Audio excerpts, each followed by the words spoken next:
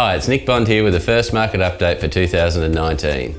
We finished 2018 with a record period. Over the 2 months in November and December, we sold over 50 homes worth over $20 million in the Huon Valley marketplace. We've seen very strong inquiries, multiple offers and great results still happening in the lower and mid price ranges. Now with around 75% of the sales in the Huon Valley going to people in southern Tasmania and only 25% going to mainland buyers, it's certainly the lowest percentage to mainland buyers that we've seen in the last 15 years.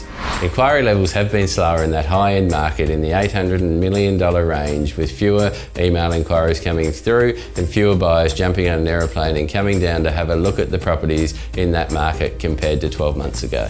Some of the factors having a bearing on the market at the moment are the Australian financial climate in relation to the Banking Royal Commission and the upcoming federal election during the year, with a little bit of uncertainty out there that are having pressures on those Melbourne and Sydney markets that are filtering down to us slowly and have certainly slowed up the Hobart market quite a bit over the last 6 months, and will probably start to take more of an effect on our market later in 2019. Looking at this cycle statistically, what we've seen over the last couple of years is around a 30% price increase in most homes throughout the Huon Valley, slightly less as we get further from the city and probably slightly more as we get closer to the city.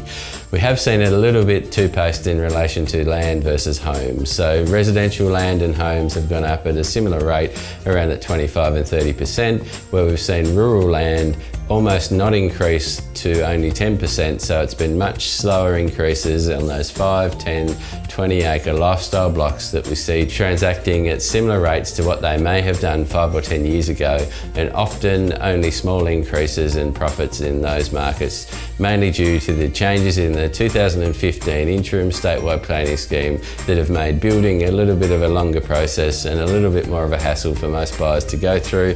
We're seeing many buyers tend to lean towards buying a house instead of going through the planning and building process that you have to do on a lifestyle or rural property.